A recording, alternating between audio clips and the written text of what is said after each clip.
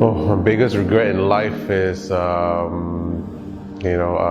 doing the things that my dad had taught me. Of course, 年少轻狂 Terlalu mementingkan orang, is my self-doubt. ingin membahagiakan semua orang. 没有把书读好， Terlalu lama duduk dalam zon selesa. Terlalu memandang rendah industri insurans dan takaful dan membenci insan bernama ejen. Ya, benci. It's been a role model to me. It taught me a lot of things, but the biggest regret is that I never fulfilled or never learned the things that he taught me. 对我最好、关系最深的，也可以是说是我的外婆。她是从我4岁开始就照顾我了。我觉得她从小就是对我很好。我的成长过程，从4岁开始就是有她在我身边。她行动不是很方便，然后从开始能走路到她的脚弯曲，到过后是坐在轮椅上，其实都是她在照顾我们的日常生活的起居啦。Sebab saya tak nak ada rasa tak best, terlalu banyak kurang keyakinan diri. Sebab bila saya okey, bila saya ikut dengan cakap orang, jadi saya punya keyakinan diri tu rasa macam, oh kalau nak buat benda ni okey tak, betul tak, tapi orang kata buat macam ni. See, I'm a person who has very strong instincts, okay? And a lot of times my first instinct is always the right instinct, but because I doubt myself so much, I second guess myself, I always go with other people's opinion. So therefore I make mistakes along the way. 然后来到社会的时候，没有很好的一个成绩跟文凭，变成找工作跟赚钱就比较难，收入也比较少。 Masa saya berada di dalam zon selesa tu, saya ingat saya memang selesa. Tapi over the years, lama-lama Ke you nak berhenti, you tak nak go on sebab benda-benda ni semua kita dah buat, nanti orang cakap apa? It has led me to many regrets actually, and especially with my parents. Yeah, a lot of things they told me which were always my first instinct as well. You know, we are brought up and parents taught us to be a certain way, yeah, but and that is our first instinct, but we listen to people, so I disappointed them a lot in my life. 在我Form 3的时候，因为我知道我成绩不好，然后我也心里想，Form 3毕业我就去找一门。 Boleh kata tak baik? Yeah. So my mom passed away, yeah, in 2014, 2 days after my birthday. Before she passed away, I'm glad I spent a lot of time with my mother. The whole month I sat with her and we had a lot of deep conversations, speaking about our regrets, speaking about what we should have done, could have done, and her dreams and wishes for me. She told me, she said, you know what, you should just concentrate on your children and your business. Do what you do best. You're really dynamic. Don't let other people. duration. Instead of saya terlalu lama makan gaji. And of course, I wish I had gone with my first instinct lah. Then my parents probably would be much more pleased with me, as opposed to best choice that you can, based on what is best for you, not for other people. Let go of your self-doubt. Don't doubt yourself anymore. Please don't. Don't make mistakes like me. Jangan terlalu taksub dan terlalu sombong, kerana kesombongan itu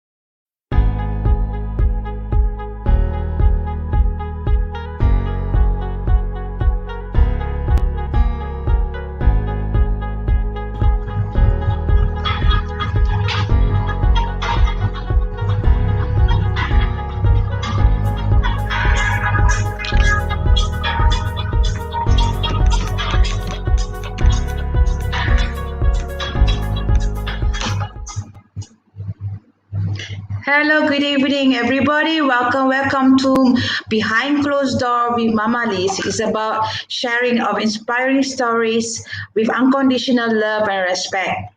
And today we have also a very, very special guest, two of them actually. I've started having families coming into my show, and it started last week on Friday, and today we will have a mother and daughter team. Okay, before I continue, I just want to share with you first what we'll have tomorrow. Tomorrow, I'm going to have Mamaliez Wants to Learn show, which is at 4 p.m. I've invited Dr. Nina Hafiz at 4 p.m. to talk about mental health 101. Lately there's a lot of things people are wondering, okay, what exactly the difference between mental health and mental illnesses, what's the difference between psychologists, psychiatrists, and counselors. So she will tell you the basics of the mental health 101. So please join us tomorrow at 4 p.m. And also follow my LinkedIn, Liz Butcher. And also you can follow my YouTube, which is under Mamaliez, #Mamaliez, yeah. And I also have Facebook, which is here to help. So today I have this couple of team, mom and daughter, and they're both beautiful moms, Miss Marisa Cubinar and also Sofea Cubinar. Marisa is a founder of LifeWise and an insurance advisor. She's also a health advocate. She empowering abused women advocate, and she's also an MIA 70 Rising Personalities on LinkedIn, and she's mother of 3. And we also have the daughter. She's an MD for LifeWise, a millennial who is super passionate about self-improvement, women empowerment, and wealth management. And today's topic is about how a solo mom and daughter team overcome life challenges to come out stronger to build an empire. Now, I really admire these two mother and daughter team because they really remind of me and my mom when I was younger. Yeah, we went through a lot of life challenges and drama, but we work together as a team to overcome these challenges. So today you get to hear the perspective of a mother and also the perspective of the child, with the daughter, okay, on her childhood and how they overcome their life challenges and became who they are today, and they became built an empire together, business empire together. So let's welcome Sofea and Marisa Cubinar. Hello. You have to unmute yourself. Hi, welcome. Good evening. Thank you so much for joining us tonight, Marisa and Sofea. Thank you. I'm so happy to have both of you tonight. Maybe you could just introduce yourself a little bit. Marisa, you want to start first, the mommy? Thank you for having us here, Liz. My name is Marisa, right? I'm a mother of 3 kids. I'm a single mother, and I've been in the insurance industry for a very long time now. We run an insurance business, and we advocate a lot of health. I'm always taking care of my health, and I'm very passionate about empowering women. Thank you, Marisa. Okay, how about you, Sofea? Just a little bit introduction of yourself. Hi, I'm Sofea. I'm 26 years old, and I work with my mom. I've been working with her for about 3 years now. We're business partners in our company called LifeWise. Yeah. Thank you. That's amazing. Okay, so I'm really curious, how you're able to work together. I worked with my mom before. It wasn't an easy choice, but it was fun. Yeah, but it was fun. We made it work. I always had fun with my mom going about. But maybe before even I want to know, interview you a little bit. Yeah. Maybe Marisa, you first. Can you tell me how was your childhood like, and how was your parents, and how was your mom and your dad and your siblings? How was it during your childhood? I come from there's 3 of us, siblings. I have an elder sister and a younger brother. Yeah, I'm the middle child, but somehow I always behave like the eldest child. I come from a mixed marriage, mixed family. Yeah, my dad is Dutch and Filipino. My mom is Punjabi and Chinese. Yeah. Wow, no wonder, so beautiful.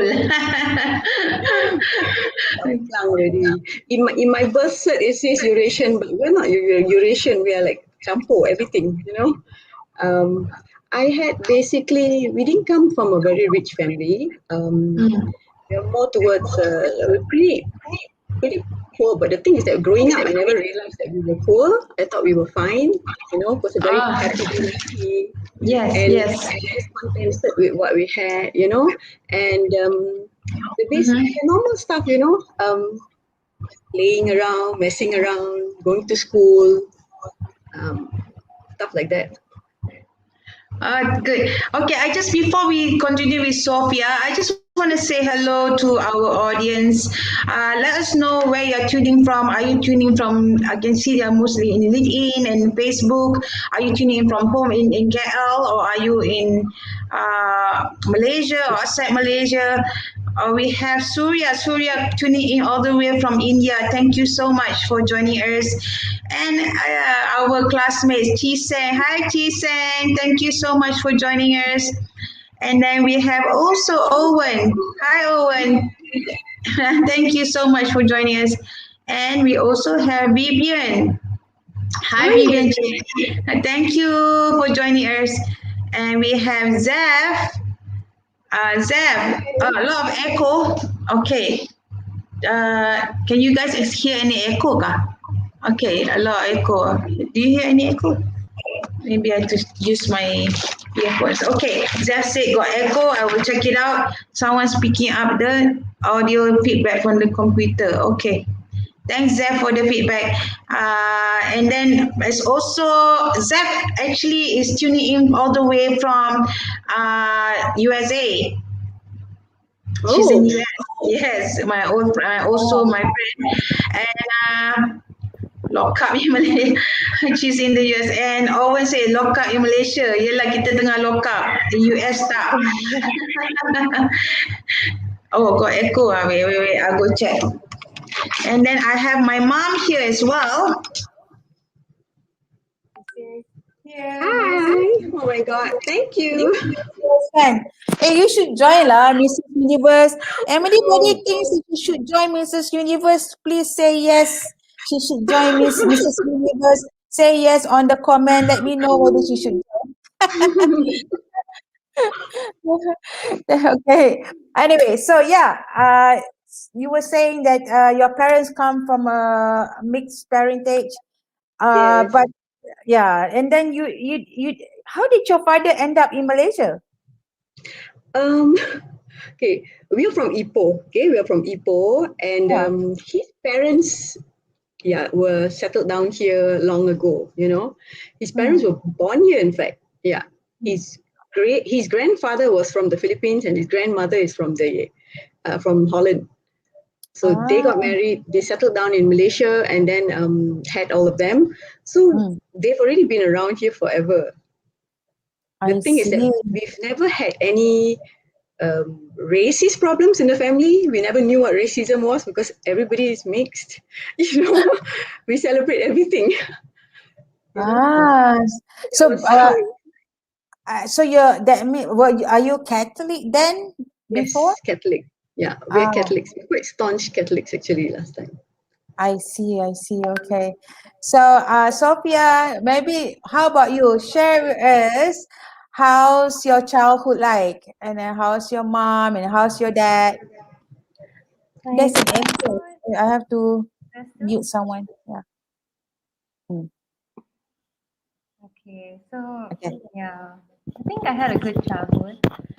I don't remember anything bad. It was nice, and I was with my mom a lot, me and my brothers, because she was a housewife.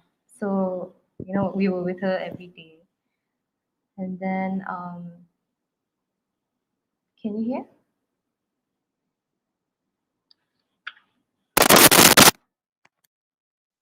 Can anyone here still echo? Can you guys please give feedback whether there's Marisa is wife's schoolmate. Voila, small world lah, Chiseng said. Ah, everybody think you should become Mrs. Universe. And then, hi Rapida, tuning in from Singapore. Okay, yes, it's clear. Okay, so yeah, you were saying, sorry. Yeah.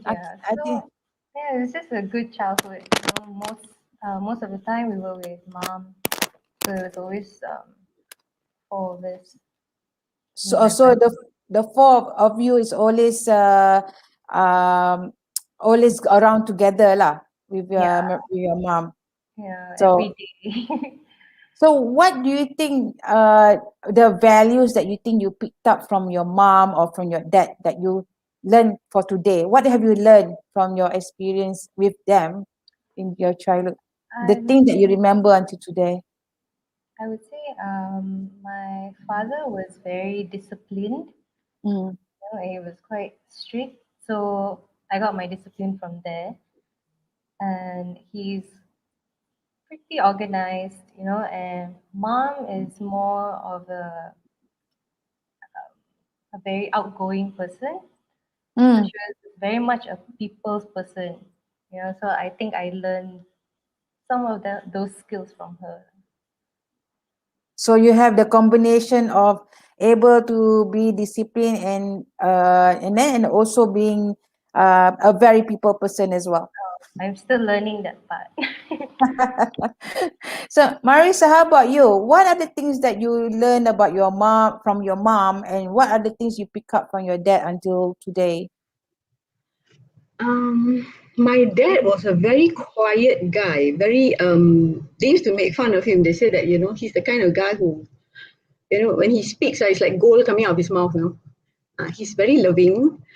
I don't remember my dad ever smacking us or scolding us ever my whole life. My dad he's always playing with us, having fun with us. That's how we grew up. But my mom was a tiger mom. Yeah, she made up for all the niceness of my dad. Yeah, she's the kind who will go from 0 to 100 in a second and throw anything at you. She's very garang. But my mom is very dynamic. She'll do like anything she does, she's great at. And basically, I think I'm more like my mom, and I do look exactly like her as well. Oh, so you guys can if you put picture of you and her together, then you guys Yeah, are like, okay. So yeah, I don't have picture of you from your parent, but I do have picture of you and Sophie. That's you yeah. and Sophie when you She guys was were younger, one. 1 years old. And at this one, She was two plus that time. We were in uh, Disneyland. when Disneyland, and this one, Also around two-ish. 2 years This was old. Oh, it's so cute lah. Huh? this one. We were in Seattle.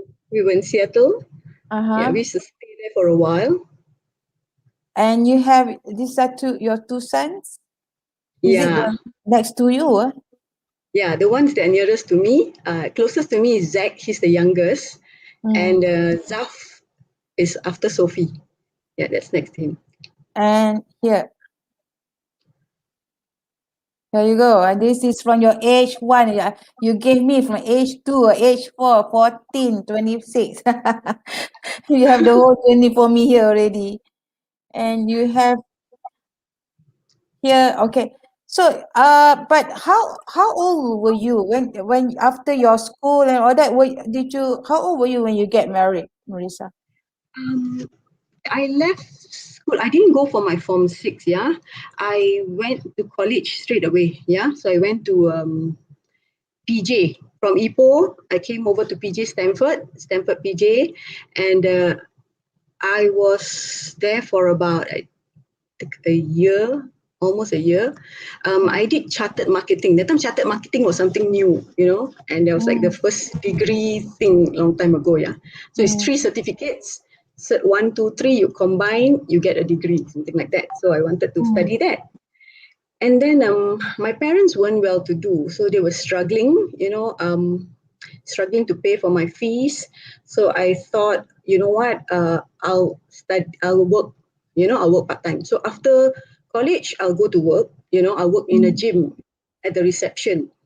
So to pay my rental and my food, so my parents will pay for my college, but I have to take care of the other stuff lah. But after a while, it got really tiring. And I realized my parents were struggling. I told myself, you know what, maybe I take a break. And if you notice Stanford College in PJ, behind that is PJ Hilton, right? So the Malaysian Airlines interview is always there, right? So all my classmates, my friends and all, they were all going to try. So they told me, why don't you just go and try? Then I remember my dad said, oh no, never join the airline. The airline is, stewardess has got very bad reputation, and all that lah. Right. So I just went for fun. He didn't know, I went and then I got it, right?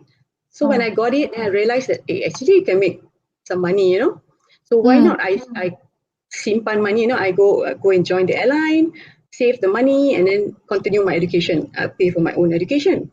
Right. So after I got through the first interview, so you have 1, 2, 3, 3 interviews, right?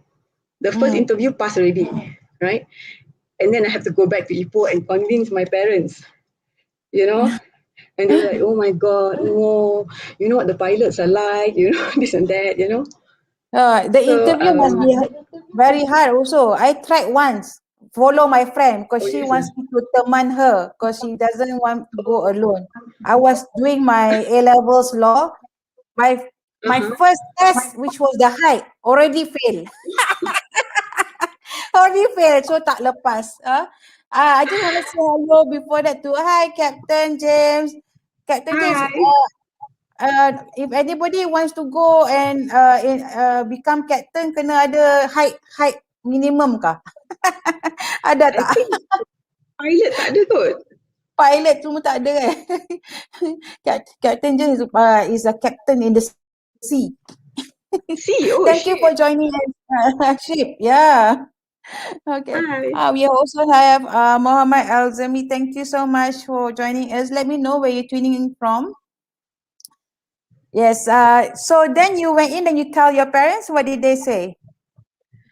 My mom was, after a while, she was okay lah. She realized that, I wanted to earn a living, and I wanted, of course, I said I will help the family as well, and I will pay for my own education. So she thought, okay lah, after a while, My dad doesn't have much of a say actually. So my mom said, okay, then okay lah, Then I went flying, Yeah. And after I started flying, we have the 3 months where we do our training, So when you graduate from that, then you do your SNY. They call it SNY, is where you have somebody to coach you every flight. So they teach you everything that you have to do and all that.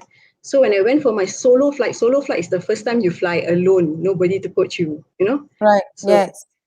So when I went for my solo flight is when I met Sophie's father. I see. So He was my, pardon?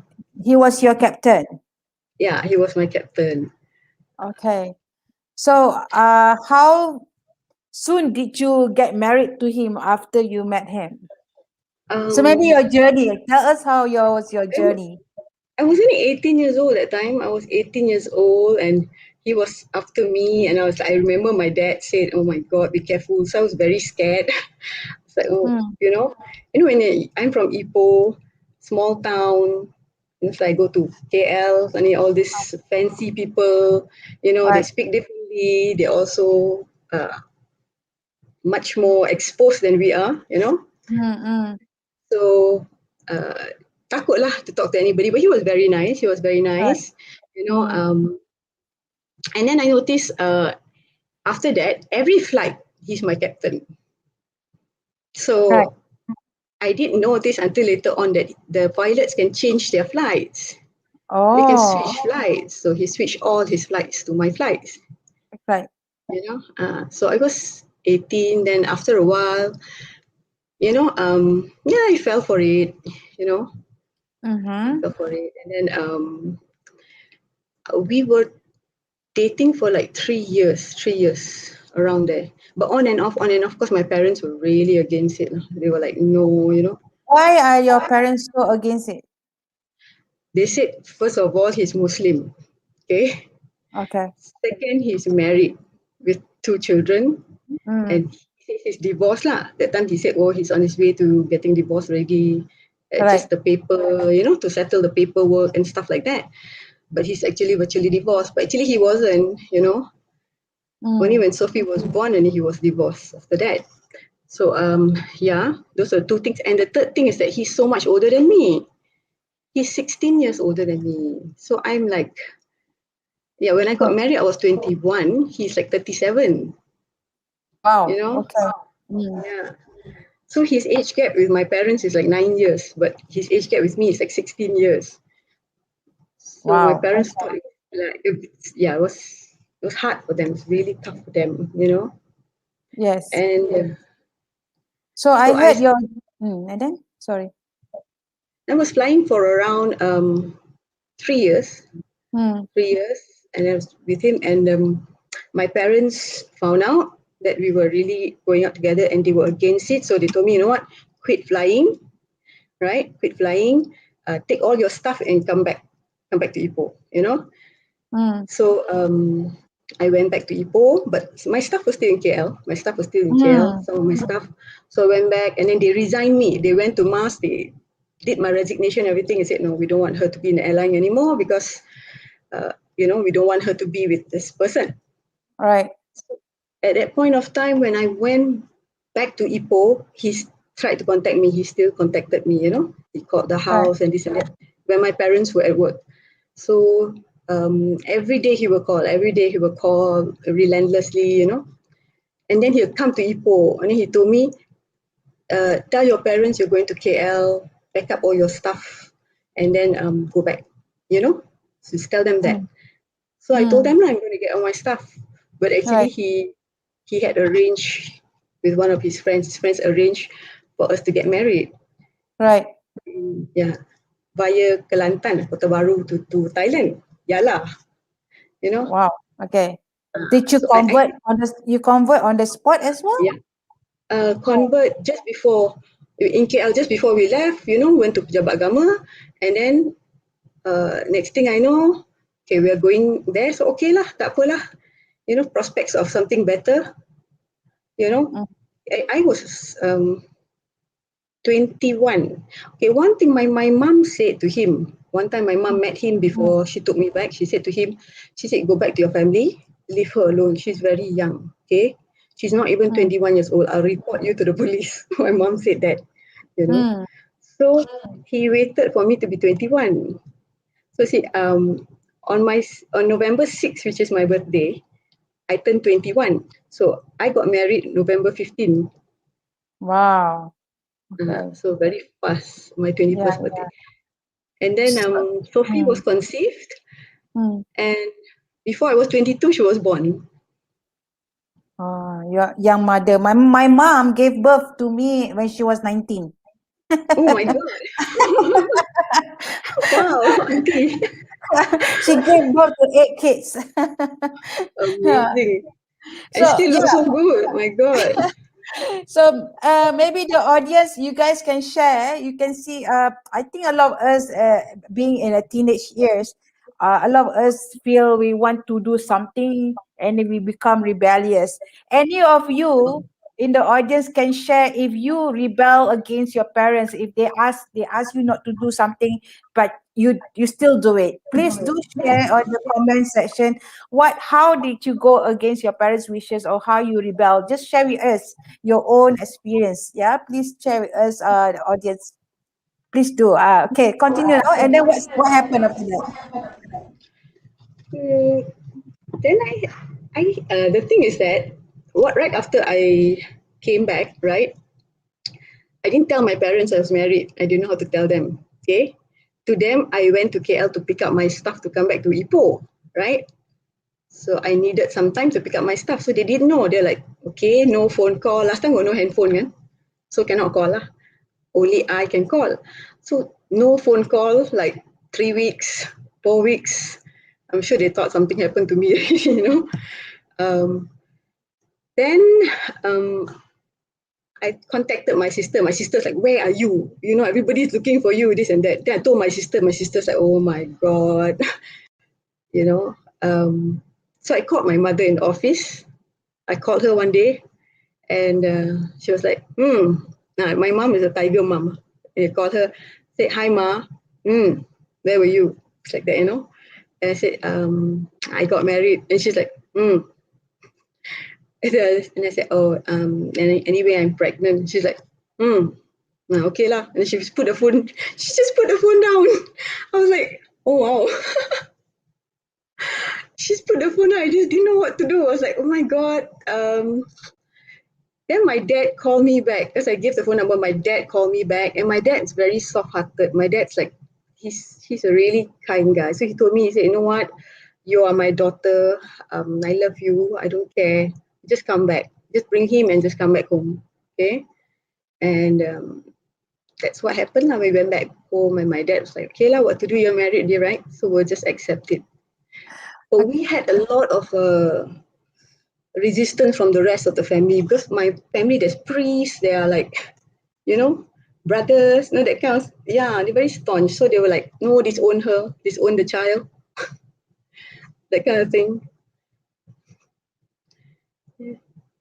Sofea, you know that that your mom going through this. How do you feel? And when you're 18, can you imagine what your mom goes through? What were you as rebellious? You think at that around that age?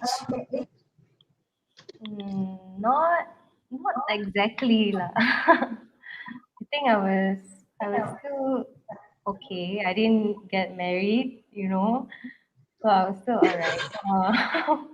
I was just out all the time, you know, because my parents were going through a hard time, and I just didn't want to be home. So I was just a lot of the times with my friends. It was a good teenagehood for me. I see. Okay, before we go into that, I just want to say hello to Farhana. Thank you so much. She was saying that my dad asked me to become an accountant, I become engineer. Same lah. My mom asked me to become a lawyer, I become a lawyer buruk. So, hello Abzan, thank you for joining us. Okay, so and then so you were married to him. So what went on during the marriage? You know, when we got married, it was like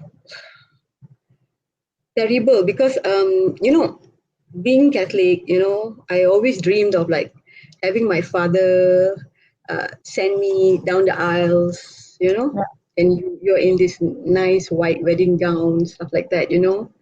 And here I'm like squatting in one sampan, okay, and this sampan is on this dirty river. If it topples, I don't know what will happen, you know. I can't even see the bottom of the river. It's so dirty. And I was wearing this baju. He said, you have to wear baju kurung. So I was like, okay. Because Kelantan kan. So I wore this baju kurung. Very lusuh lah. Very, nothing fancy at all. You never think that you wear that for your wedding. Then when we reached this pondok, right, across the river. And then there's this whole group of like Thai people. I think they're quite dark skinned, the Thai people. And then something was going on. They were saying this stuff which I didn't understand. Then next thing, you know, sah. Oh, married. Huh? Oh, wow. Okay. Done already. Yeah. Done. But the whole time I was thinking to myself, oh my God, you know, is this how it's like? There's no ceremony, no wedding, nothing, you know. And I was so young. Right.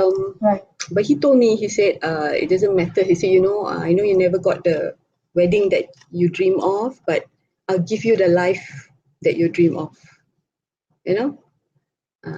So that's what he said. So you, how long were you married with him, and what was going on? 21 years. We were married for 21 years. You see, he came from a family that has a very abusive father. Okay, his father was very garang, very hard on them. You know, the father's punishments were like tie you to the tree and whack you, that kind of thing. You know, and apparently when they were at the dining table, you cannot talk when you talk, you get very, very angry. And if he asks you something, you don't answer, he gets angry, you know, that kind of thing. So basically, when we first got married, he did tell me all that. He told me that to make sure that I don't become like that, you know. So I was very aware. I'm thinking that I'm this person who's going to save him, you know. And he's just naturally very depressed kind of character, you know, always very sad, always very depressed. And I'm very bubbly. I'm very happy and bubbly and yalah, biasa lah kan. So he liked it. He liked that I'm just the opposite of him. But over the years, he wanted me to become like him more, you know. So I'm not allowed to be loud, to be happy, to be, you know, to everybody just have to be quiet, and it becomes very mentally abusive because you're not like that. Somebody is forcing you to be somebody you're not. So it Right. becomes very unnatural for you, you know. Right. Mm. And then he comes up with things like, because I come from a Catholic background, so I don't know what the Muslim laws are, what stuff, you know, what's like. I remember he'll try his luck. He'll say things like, "Oh, you know that if you have your period, I can sleep with other people." You know, I was like, "Huh, like that?" Sorry to say, but it's like I'm like, "Huh," you know, because you young, right? So stuff like that. And then when I find out, he's like, "Oh no, I'm joking, I'm joking."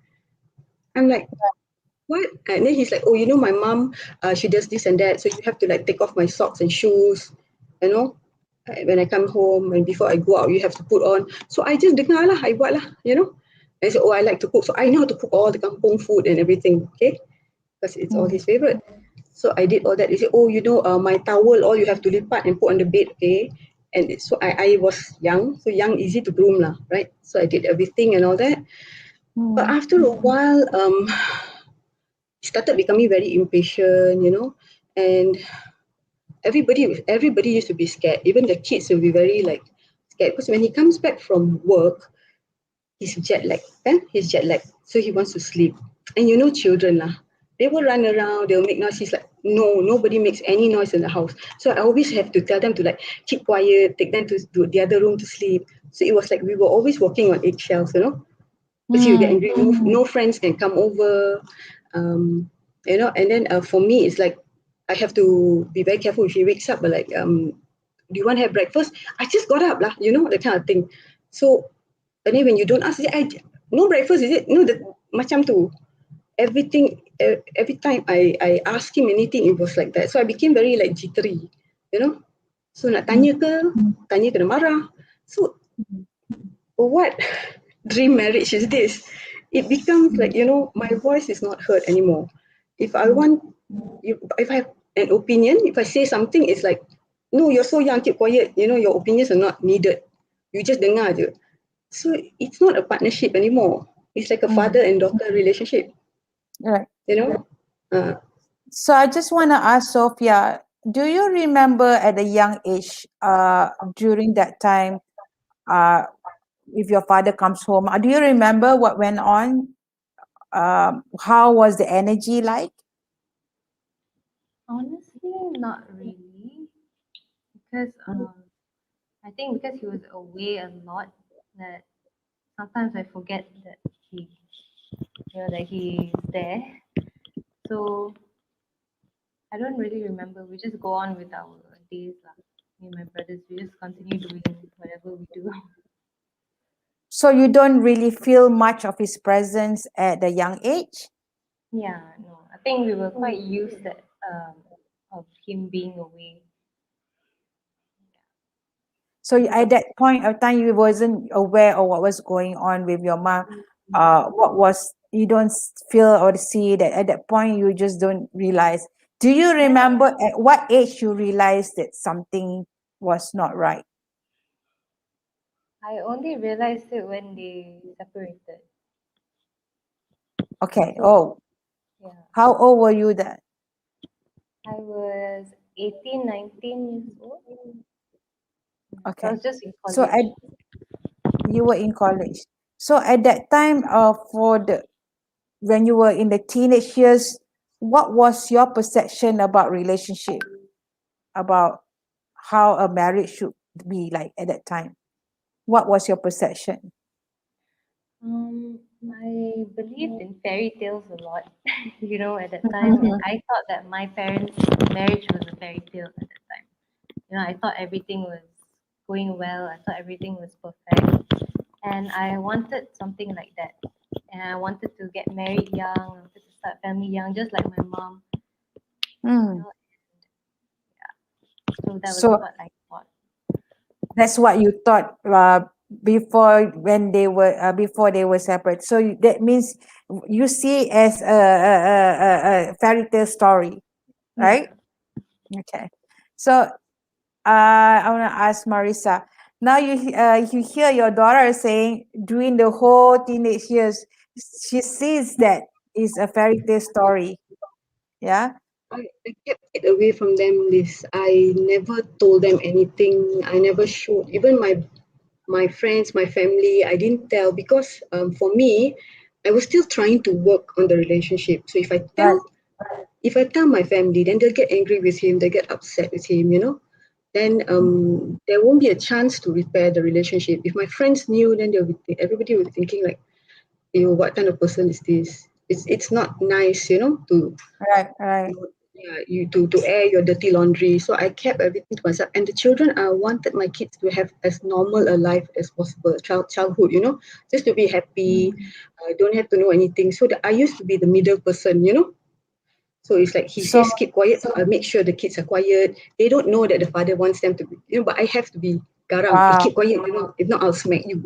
Stuff like that, But Mm. it's the request of the father. So I had to do that for years. I did that. What I see so amazing is that you protected your kids from this what's going on between you and your ex-husband. That what they did it's not really affected them. You make sure like Sophia feel the happiness, the love from you. And that's really, really amazing. Because I remember like my own, it wasn't easy for me. I went through a lot of dramas with my mother, and I'm totally aware what was going on since I was 13 years old, you know. So everybody maybe give some big feedback. If you guys have ever been in a relationship that someone tried to change you, or maybe you thought you want to change that person, do share what's your opinion about relationships. Do you think that we need to change for a person, or that person needs to change for you?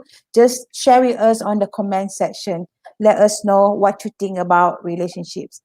Yeah. So yeah, Marisa. So then, what happened during that marriage that you were a stay-at-home mom, and how did that change? I want to point out this when we first got married. Remember when my dad said to come back and all that. So when he met my dad, he told my dad, he said, you know what, she just has to convert because of religion, just to be married. That's it. I don't expect her to practice, and I'm not religious either. So he wasn't. He would drink and all that stuff. And I didn't drink. Honestly, I don't drink because I'm allergic. But he used to. I don't want to I become him, but that was how he was. He was very liberal because being pilot, traveling all over the world. So they are very liberal, and that's Right. quite normal. Right. And but I just small country mouse they call it.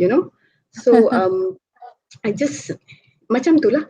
But Ah, over the years, when we first got married, I thought, okay, maybe I should know a little bit about the religion just to be able to teach my children, kan? So every time I ask him, he used to say, I don't know how to teach people. You go and find out on your own lah. You go and buy videotape or something like that. Last time got no CD, but videotape. So it's like, right. how to learn? Yeah. I don't know anything, kan? So how to learn, how to pray, nothing. I don't know anything. So after a while, I got fed up. I Right. said, no need lah, tak apalah. Just carry on being busy with the 3 kids, growing up, going through all our drama, you know. Then this is later on, he becomes overly religious suddenly.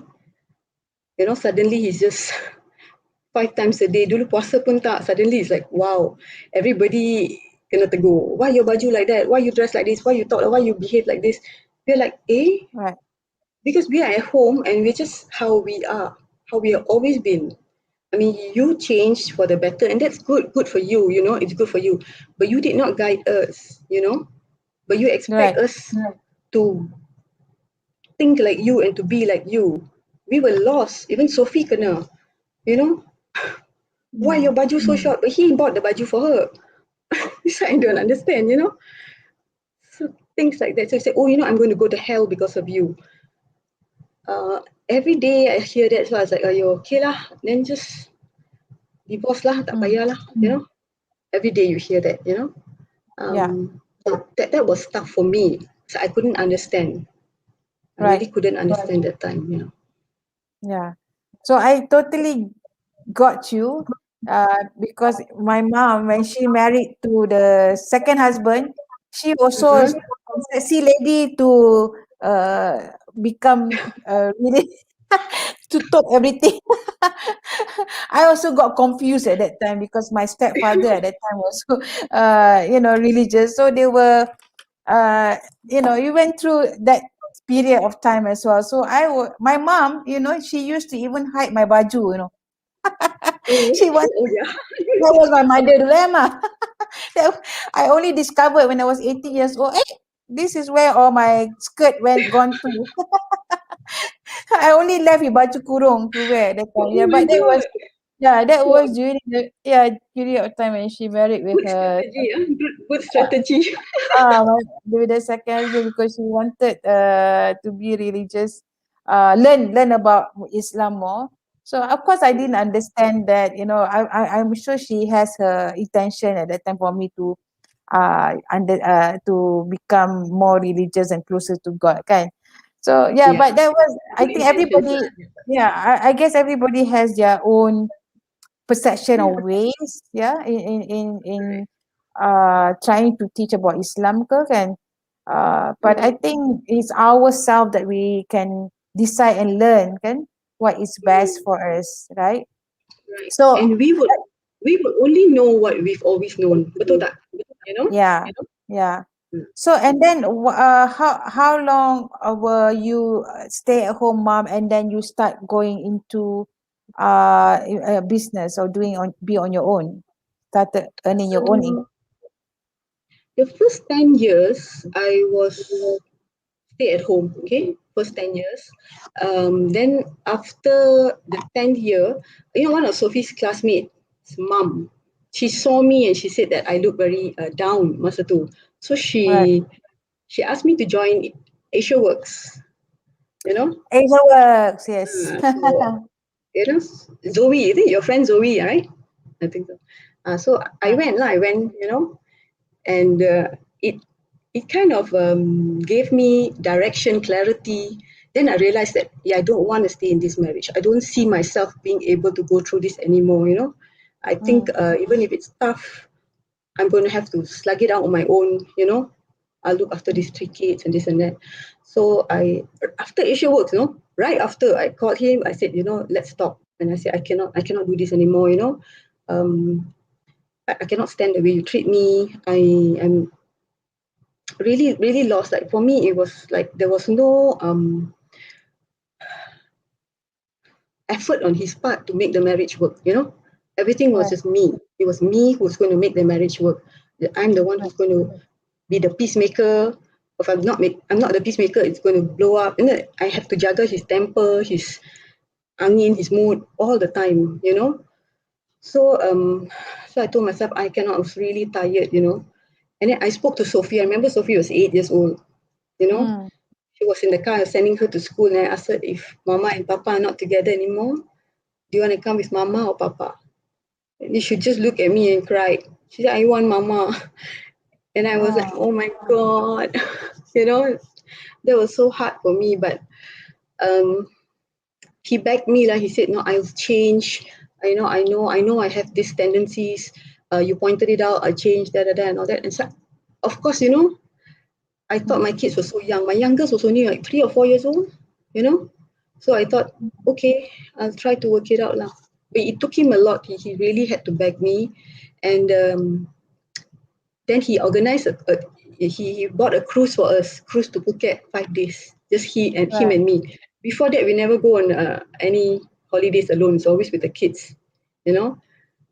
So there's no Right. alone time. So when we went on this trip and all that, to be honest, I really felt like it's not going to work. But I tried for the children.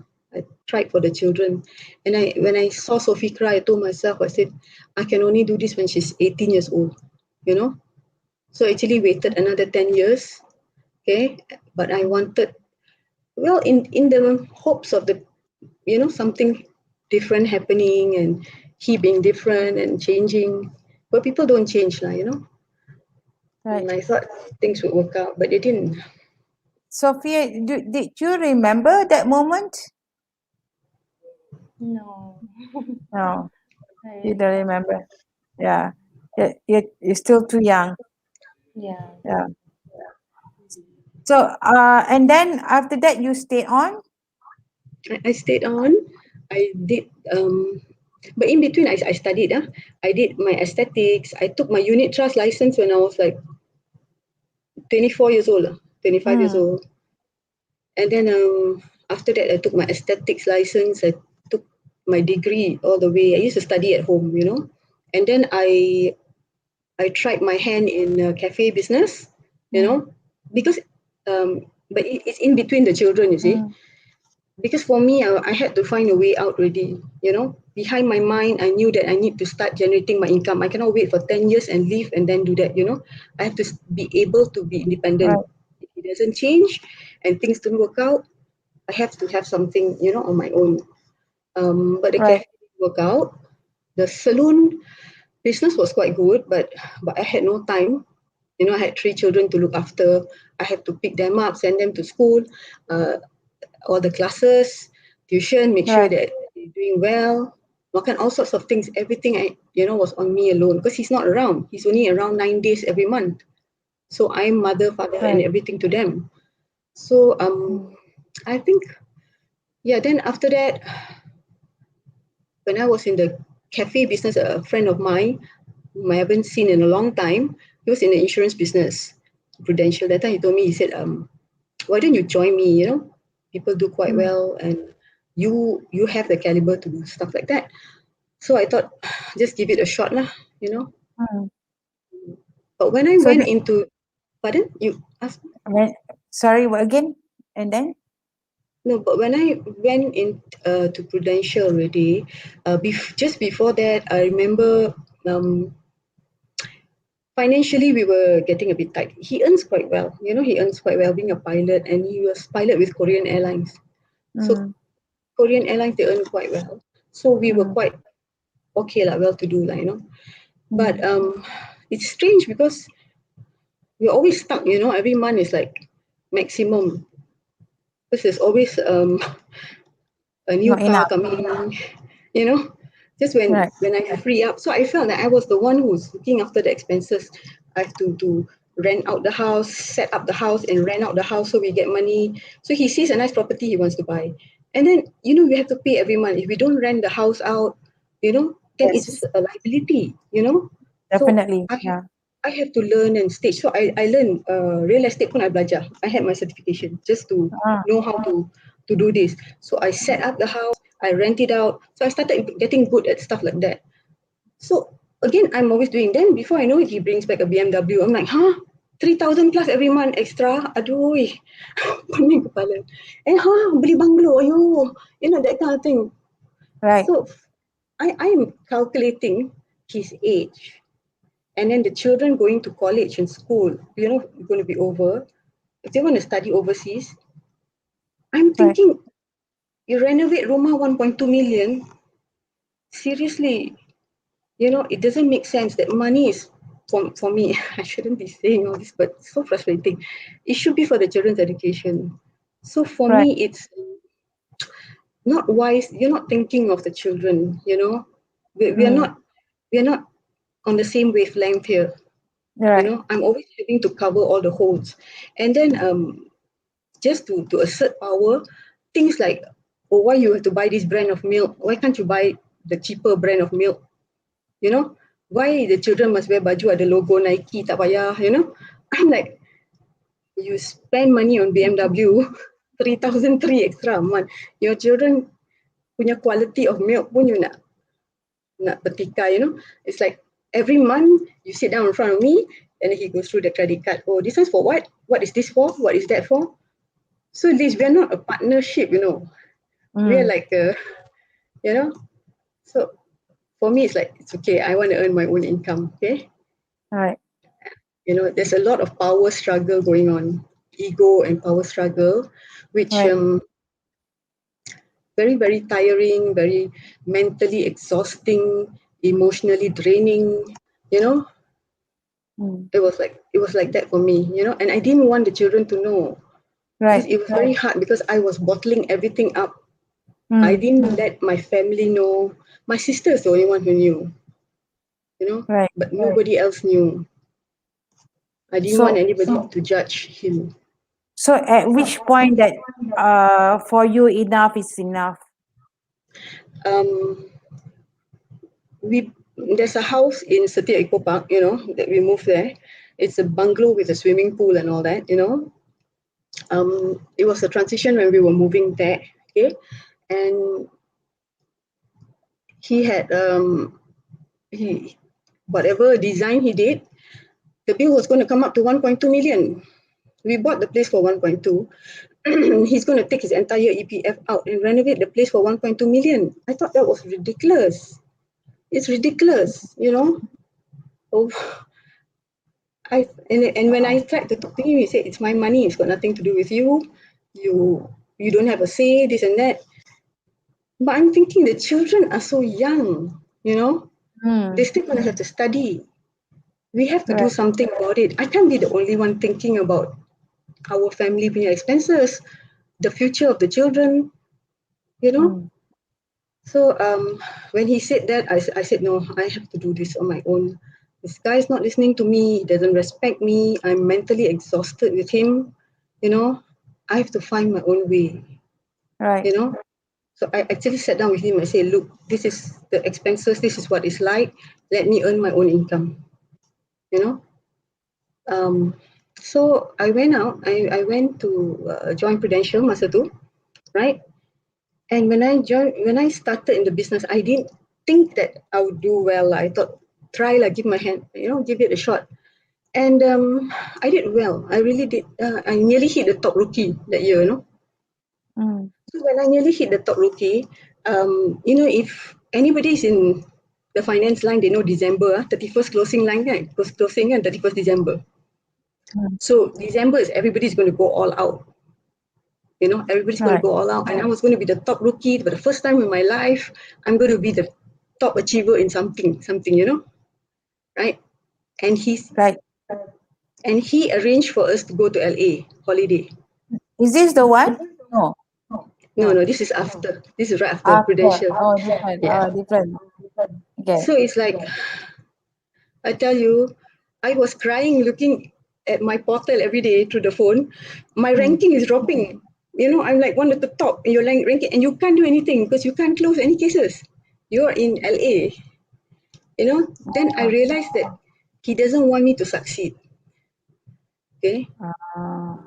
He told me, he said, no, you have to come because you have to choose. It's either the family or work. But it's the first time in your life you're ever going to achieve anything, you know. It was really, I told myself, I said, this guy just doesn't want me to succeed in anything, you know. So as long as I'm sitting at home, I don't know anything, then I'm powerless lah to survive, kan. So I said, no, I don't care. So I joined Boost right after. I joined Boost because I heard that they have the legacy, you know. Because I know that if anything happens to me, nobody's going to look after my children. Okay, I'm going to have to leave them something behind. So if I continue doing insurance anywhere else, there's no legacy. So if I did it in Boost, then they will forever have an income. So that's why I switched. I switched over. I like the contract, and it was a business system. It's not the agency system. It's easier, so Sophie can eventually take over. So I went all out. That picture just now was when I hit top 4th in the country, personal sales. Yeah, I was. Yeah, I had the most number of cases in the country. This is the following. every year I will get award. Every year I Looking. will get an award. Yeah, because it's something I'm going to leave behind for them. You know. Look at that. You're looking good some more. All this award you win. So this time you are still married? This time very rocky already. This one was on the way out already. Okay. This one my mom had already passed away. Yeah. Oh, this one This haven't. one. So okay, and then what happens after that? That you have achieved all this. That time he was already turning the kids against me. When I go out and see clients, I work really hard. That time, Liz, I tell you, I'll wake up at 6 in the morning, 7 I'm already at the office, and I start working. I'll come back 1 in the morning. I won't come back until I close. I see 10 people every day. How That old was was my standard. How old was Sophie at that time? Sophie doing her IGCSE, I think she was 18, 17, Was okay. 17. You were saying that the father was trying to go make them against you. Maybe I want to ask Sophie's opinion about it. Did you feel what was going on during that rocky time or period? During that time exactly, I was very focused on my IGCSE, so honestly, I didn't know what was going on. She studied very hard. She got 8 A's. But the boys were, when I come back from work, and he'll say, look at your mom, look at where she went, look at what she's doing. I'm actually going to try to top up the income. So it was very, very mentally exhausting, I see. So you have the children asking you things, and then you are working so hard, So you were struggling to balance between your family and also Yeah, achieve. right. When you start off anything, you really have to put a lot of effort in, when you're starting in anywhere. So I was really putting a lot of effort in. But every time was like a lot of suspicion, a lot of name calling, a lot of saying all sorts of things, accusing. It was so tiring, you know. But I just So knew that I wanted to achieve. I wanted to achieve, I wanted to do well. and you did well. So once you I did, yeah. So once you did very well, did you take the courage? Took the courage to have a separate way. Is that what I happened? think the first year I worked, I really told him, I said, let's just separate. When Sophie's 18, let's separate. Enough already. I am done.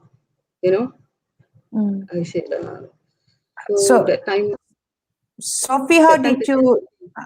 Uh, so Sophie, how did you take it when you heard your parents were separated? I was confused. Mm. In a way, like, my whole world fell apart because I thought that they had the perfect marriage, and I never thought it would happen to my parents.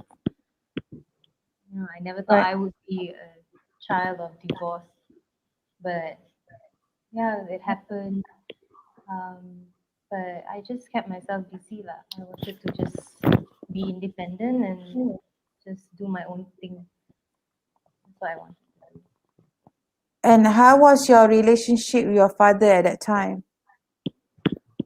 At that time, because I was living with him, we were all we had. So he depended on me a lot emotionally. And so at that time, our relationship was actually quite good, because he needed me to console him. Yeah, so I felt like a counselor at that time, but I kind of liked it. So you became matured before your own age. Yeah, I think that was the time I grew up the fastest. I had no choice. Okay. So and then did something change after that? Yeah, I would say, I mean, of course, he moved on and he went on to, remarry and all that. And then everything changed. What changed? What happened during Uh, that period of time? I think the environment at home was different because there's, new people in the house, and I felt they I don't know, we just didn't have time to bond because he got married very quickly, and I just felt very uncomfortable there. And then I eventually moved out. I looked for my mom. So I'm like, can I live with you? She's very she's covered, they are all covered, so they will judge her. I think Sophie tak berani cakap tu. Right.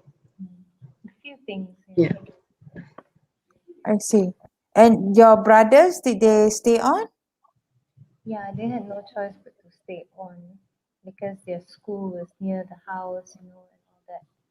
So yeah, I had to leave them behind, and I went and looked for my mom.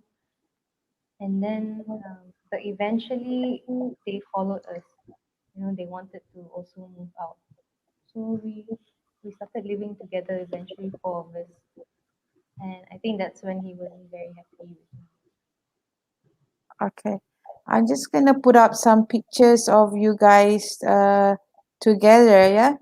Your family. Oh, where is it? Your brothers here. Yeah. How old are they? Zach is Zach's how old? Zach's 22. 22 this year, the youngest. This one, Zaf is 24. Oh, No. this one is 22. Yeah, this is the youngest, but he's the tallest. They look like twins. This is when Really? you went holidays Yeah. together, right? Yeah. This is when you Korea. guys were graduating. So how Yeah. how did you work together with your mom? I would say when I was living with her, I wanted to work as soon as possible. So the moment I graduated from college, I straight away got a job. I was working a corporate job, and then I worked really hard, because it's my first job, and I feel like I'm quite an overachiever. So I'm quite competitive. Lah. I wanted to be the best. So I was doing that, and I worked very hard, and then there were a lot of office politics. A lot of people were very mean, and it was starting to affect my mental health already. Being one of the youngest in the team, I wasn't used to that. And then I wasn't feeling well at one point, and the company wasn't happy with me. Even though I've been their top performer for so many months, but the moment I fall sick for 2 weeks, they were already threatening me. He was And admitted in hospital, no? yeah, so I was admitted, and they still treated me that way. And that's when I realized what my mom has been saying all this while, because I saw her when she started from nothing, and at that point she was already earning very well. And I was thinking, where I'm at now, I don't think I'll be able to be at her level anytime soon. And she did it in such a short time. And yeah, and then my grandma also passed away. So when my grandma passed away, my mom was off from work for like a whole year, but I saw that nothing happened. She still received income every month, and it was so different from what I was used to in the corporate world. Yeah, see, this is your achievement car. Your beautiful car. This was after a few years. And then also BMW here, got a champion. So this is your team. This is your team also. Yeah. This is my Johor team. Johor team. And here. Yeah. Yeah, this is part of another part of the team. We got about 100 plus people in our team. Yeah, And our team is got Chinese, Indian, Malay, semua ada. Multiracial. This is Sophie signing the contract. Correct. When she first joined me. And then you also became the modeling also, busybody. This is some time play. ago. Guys, look at this. Some time ago, I was an ambassador for this busybody. But zaman silam. Don't play everybody. Look at her. Tu dia. Well, very beautiful. That's her. Paling. I like this one. Wait, let me show you. Look at this. Tara Huyo.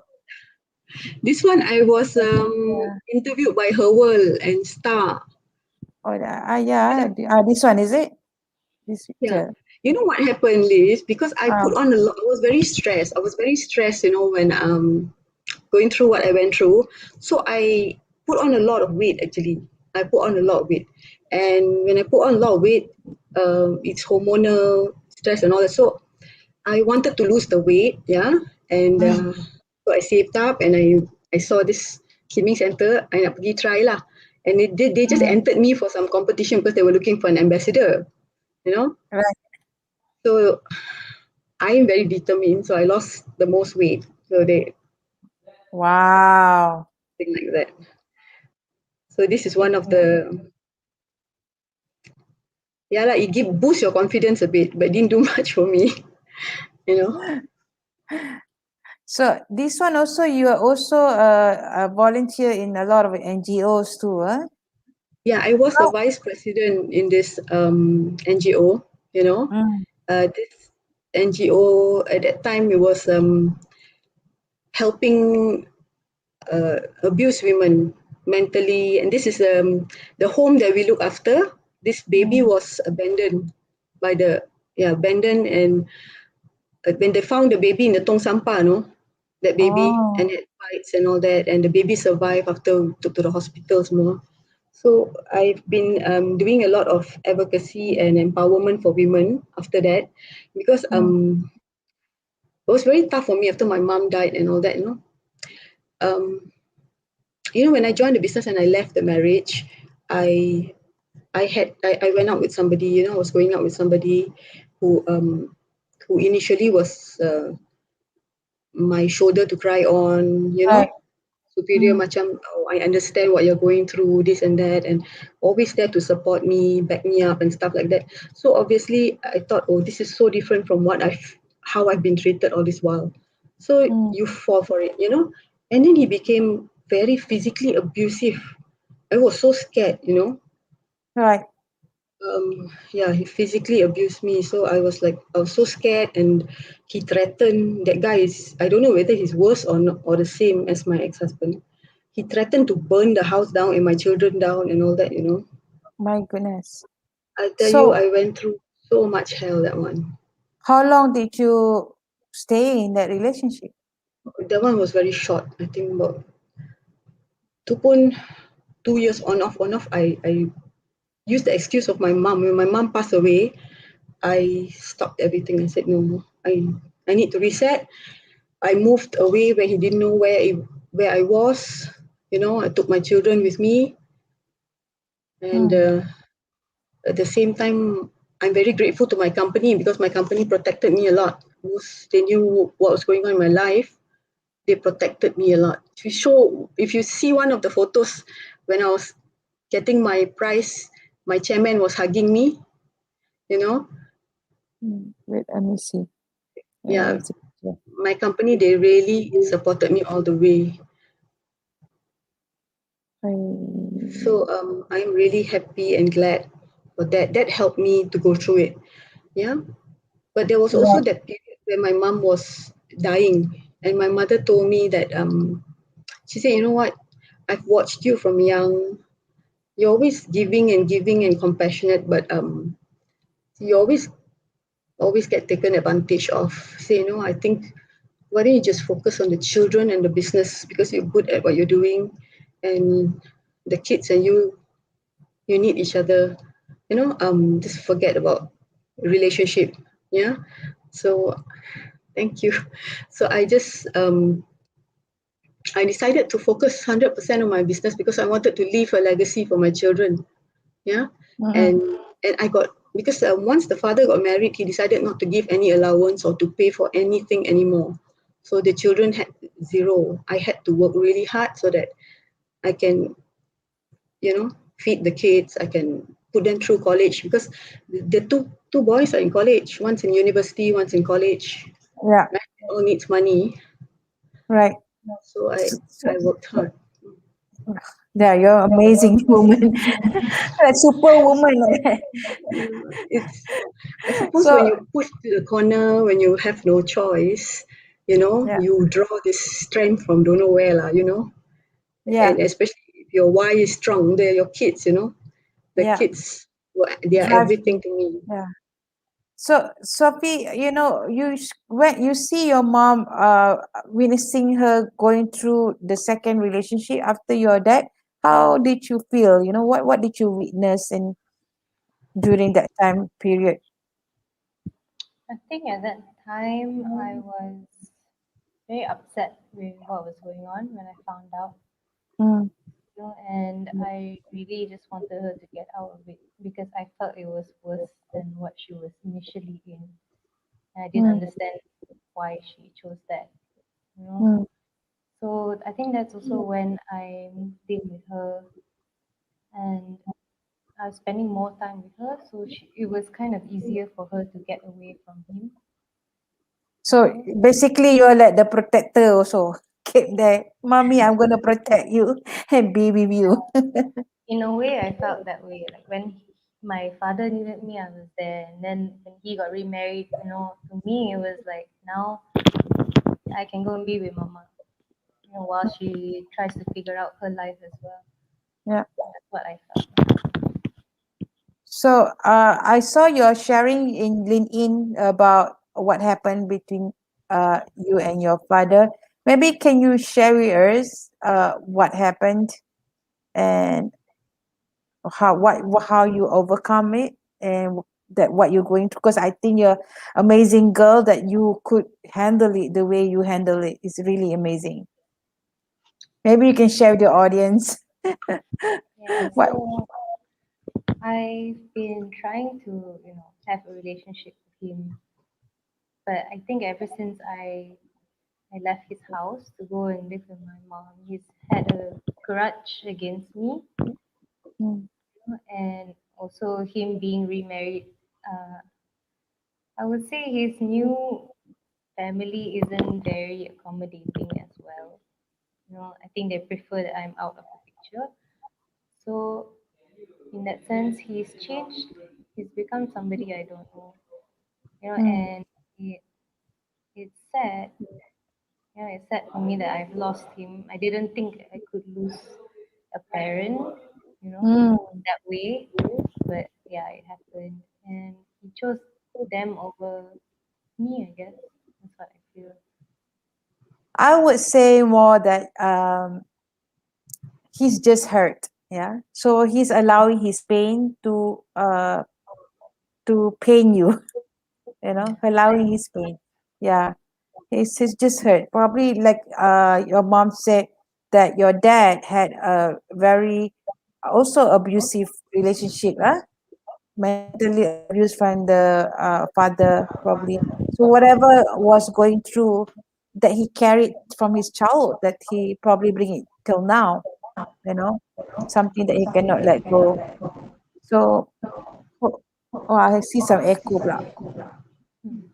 Sekejap, I have to so yeah, what do you think you have learned from this experience, from your mom's experience, from your own experience? What do you think you have learned from all this experience that your mom go through and you yourself go through? I would say, independence is the most important thing to me now, from what I've seen. Because that's what my mom had to do. That's what she had to become. Mm, And since then, I never think it's okay to depend on a man mm, completely, because you have to, be okay on your own. And then also, I think that love wins. Love, love is the most important thing. mm, Not money, not status. It's just love. mm. What would your advice to any other people or any other children that came from uh divorced parents who are separated or whoever gone through that kind of situation like you, what would you advise for them to handle their current situation? I think I would tell them to just focus on themselves, and whatever is going on with the divorce or however they're treating you is just not your problem. And you've got so much more, in life to do, to think about. You have to be selfish lah, in that sense. Thank you so much, Sophie. Okay, Marisa, I just want to ask you also, how about you? What are the learnings that you have from your own experience that you've gone through all these different relationships? What you think this experience, what you think God is trying to teach you? What do you think you're trying to learn there? Patience, patience. I know for me, if you ask me what I don't know what God was trying to tell me, okay? What God was trying to tell me, What do you follow think? my first Yeah, instinct, yeah. What to is? follow my first instinct in the first place. Okay, and the thing with me is I always don't follow my instinct. I've got very strong instincts, and my strength is my compassion. Yeah, I'm very compassionate, but that's also my weakness. Okay, my weakness is also my compassion. I'm so compassionate that I get trampled over. So that's also been my weakness, and I would tell women to be strong and do not allow yourself to get pushed over for so long. At the first sign of it, make a stand and be independent so that you have that something to fall back on, and make a decision, move on. Don't allow yourself to be bullied like me. I because the sad part is the children. And what I like about what you went through, Liz, and which is so healthy. Your parents were great. They did the right thing. For me, when I got divorced, I told my ex-husband that, can we not be at war for the sake of the children? Can we work together to make sure that the children are fine? I don't have to have a relationship with you or be belly. We just be cordial, Yeah. just to know that the kids are fine. Because I didn't want them to be affected. I never wanted them to know from day one, that we were having problems. And right to the end, I didn't want them to get affected. But somehow it wasn't important to him. To him, it's like, no, I want to cut all ties and I want to be bitter. So there's nothing I can do about it. But pity the kids. So I'm doing what I can, you know, to make things easier for them. So I would tell parents if you're going to get a divorce, there's nothing you can do then. But be cordial for the children. Think of the kids first. They didn't do anything wrong. I would Yes. advise that. What it's saying is to just focus being a parent, right? Yes. Even though not able to together before, but they're able to focus just parent their children. Yes. Yeah, that's I'm so blessed that my parents, yeah, of course they had a little bit of drama earlier on, but eventually they learn to work together as a team, to just put aside whatever they don't agree on, but they just focus on being the best parent they can be. Yeah. And I think what you're sharing today is really, really amazing. I have learned a lot from both of you. Um, the audience, if you're still there listening, just share with us what are your takeaway from Marisa and Sophie. I've taken away that is very important for us women, especially the female, to learn how to be independent and to love ourselves and just focus on that's for me is just focus on us. That's what's my biggest takeaway is to focus on the best of us, what we can do. And it's really thank you so much, Marisa and Sophie, for sharing your story tonight. And this is both of your legacy, tonight show that can be replayed forever. Thank you so much. Thank you so much for everyone for joining us today. We are towards the end of the show. For those, I just want to share one last thing. if any of you are going through any kind of domestic violence, you can reach out to WAO, and this is the numbers that you can reach out to. Also, you were saying Marisa is the Kementerian Wanita, is it? Yeah. Jabatan Pembangunan Wanita, right? You can reach out to them and they can actually direct you to the proper channels. Yeah. Yes. And also, if you want to reach out to this Marisa, the mom and daughter team, you can reach out to them through their LinkedIn profile, which I will put in the post. Let me check here. Let me copy this first to Sofea. Sofea, I put in here. Okay.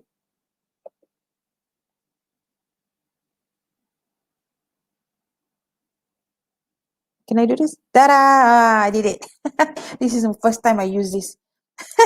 So you can reach to Sofea and Sharizan Cubinar in her LinkedIn, and also Marisa Cubinar. You can also reach them in, and you follow my YouTube in Mamaliez and Liz Butcher in LinkedIn, and in Facebook we have Here to Help.